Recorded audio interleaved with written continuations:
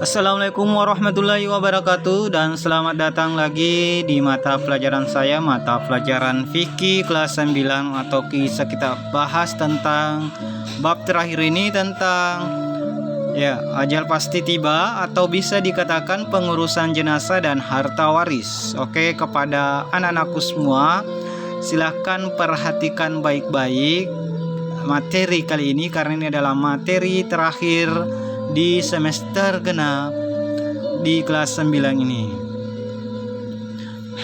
Oke, anak-anakku semua, silakan Anda harus konsentrasi memperhatikan materi kali ini ya. Tafakur. Setiap orang pastinya Islam akan sepakat jika tidak akan ada manusia yang bisa hidup kekal di dunia ini. Orang yang berakal tentunya akan berpikir jeli bahwa hidupnya di dunia ini hanya sementara. Dan ketika ajalnya datang, maka siapapun tidak akan bisa mencegahnya, apalagi menundanya. Segala yang dimilikinya pun mau tidak mau harus ditinggalkan, baik itu harta, jabatan, kedudukan, ataupun keluarga yang disayanginya. Fakta yang menyedihkan ketika banyak di antara kita yang lalai dari mengingat kematian.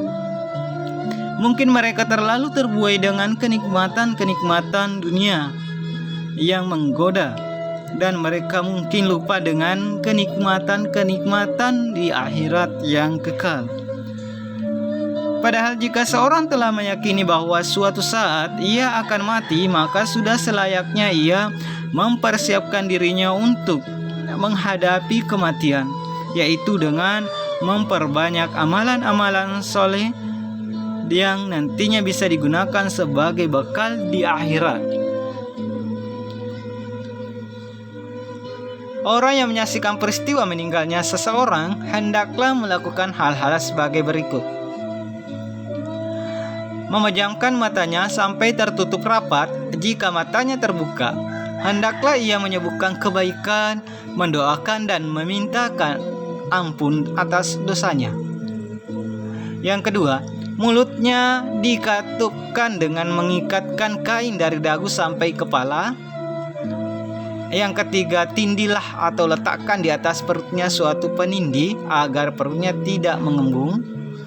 Selanjutnya atau keempat, tenturkan sendi-sendi dalam tubuhnya dengan perlahan agar tepat letak bujur serta mudah memandikannya. Selanjutnya, tangannya disedekapkan di atas dada dan kaki diluruskan. Tinggikan lantai jenazah dari lantai biasa dan dihadapkan ke arah kiblat. Yang terakhir, menutup seluruh badannya dengan kain sebagai penghormatan kepadanya dan supaya tidak terbuka auratnya. Nah, itulah bagaimana orang yang sudah menyaksikan apabila ada orang yang mau meninggal. Selanjutnya kita pindah ke memandikan jenazah.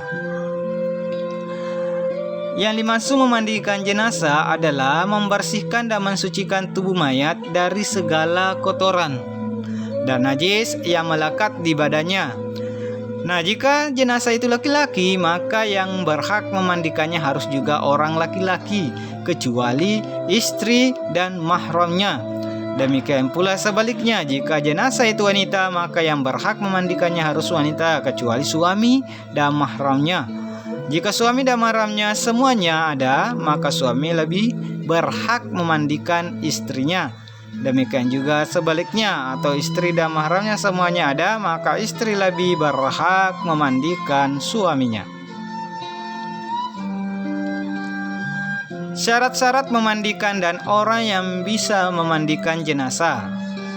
Adapun syarat jenazah yang akan dimandikan, jenazah itu orang muslim atau muslimah, anggota badannya masih ada sekalipun hanya sedikit, keadaan jasadnya masih utuh dan belum rusak. Jenazah itu bukan mati syahid atau mati dalam peperangan membela Islam. Syarat orang yang memandikan jenazah sebagai berikut: muslim, berakal dan balik, mempunyai niat untuk memandikan jenazah, terpercaya amanah dan mengetahui tata cara hukum memandikan jenazah. Yang terakhir, orang yang berhak memandikan jenazah yaitu suami dan istri jenazah atau mahramnya. Tempat dan bahan memandikan jenazah ini adalah gambar yang saya tampilkan. Coba perhatikan baik-baik ya. Nah, itu jenazah laki-laki yang mau dimandikan. Nah, itu ada tempatnya dan alat atau bahan yang bisa kita lihat. Ada kapas, sabun, minyak wangi, ya, ada kain kafan, dan gunting dan sebagainya, air. Nah, itulah cara atau bagaimana yang harus kita siapkan sebelum memandikan jenazah.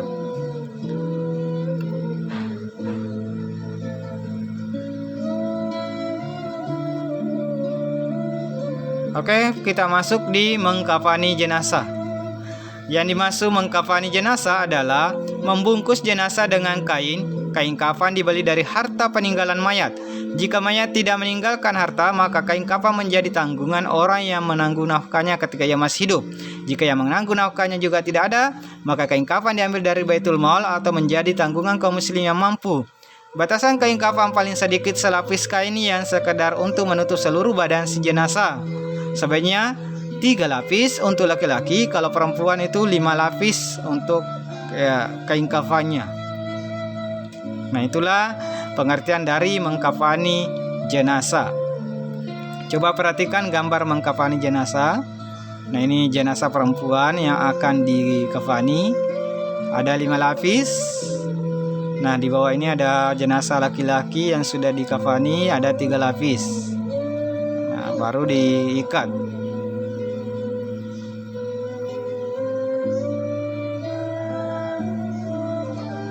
Oke, kita beralih ke mensolatkan jenazah atau menyolati jenazah.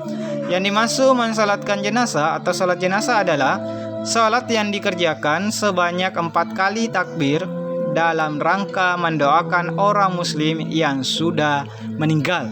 Jenazah yang disolatkan adalah jenazah yang telah dimandikan dan dikafankan. Hukum melaksanakan sholat jenazah adalah fardu kifayah atau kewajiban yang ditujukan kepada orang banyak. Tetapi apabila sebagian dari mereka telah mengerjakannya, maka gugurlah kewajiban bagi yang lain. Nah, ini posisi ya, kalau laki-laki itu imamnya berada sejajar kepala, ya, makmum di belakang. Kalau jenazah perempuan, imamnya itu berada di tengah, ya, atau bersejajar dengan perut, kemudian makmum di belakang. Setelah disolatkan, maka jenazah akan siap-siap dikuburkan. Pengertiannya, ya, kewajiban yang keempat ini adalah menguburkan. Setelah jenazah disolatkan, hendaknya segera dibawa ke kubur untuk dimakamkan. Mengantar jenazah ke kubur dilaksanakan dengan cara jenazah diletakkan di atas usungan itu pada setiap sisi tandu atau usungan tersebut. Nah, ini jenazah akan segera dikuburkan. Ini adalah rumah kita, rumah masa depan. Ya, ini adalah posisi kubur 120 cm. Ya, dari kepala itu dengan papan 55 cm. Oke, sekian dulu materi kita hari ini. Mudah-mudahan materi kali ini bisa dipahami dan ada manfaatnya dan bisa berkah. Nah, saya selaku guru mata pelajaran fikih atas nama Bapak Hasanuddin SHI. Oke, tugasnya sekarang adalah coba perhatikan, silahkan bikin tutorial cara memandikan jenazah ya, dengan cara membuat video kemudian kirim di WhatsApp pribadi. Nah, Anda bisa menggunakan aplikasi-aplikasi, bisa KineMaster, bisa Video KineMaster dan sebagainya ya. Silahkan bikin kreatif mungkin. Anda harus bikin tutorial, kalau bisa ada wajahnya, mukanya dan sebagainya, ada suaranya untuk bagaimana cara memandikan jenazah ya. Anda harus yang pertama contohnya nama saya misalnya Syahrul Mubarak kelas 9A. Saya akan mempraktekkan atau ini adalah tutorial memandikan jenazah laki-laki ya. Nah, sebagai berikut ya. Oke, saya tunggu untuk tugasnya. Ini tugas untuk salat jenazah. Oke, sekian dari saya. Wabillahi taufiq wal hidayah. Wassalamualaikum warahmatullahi wabarakatuh.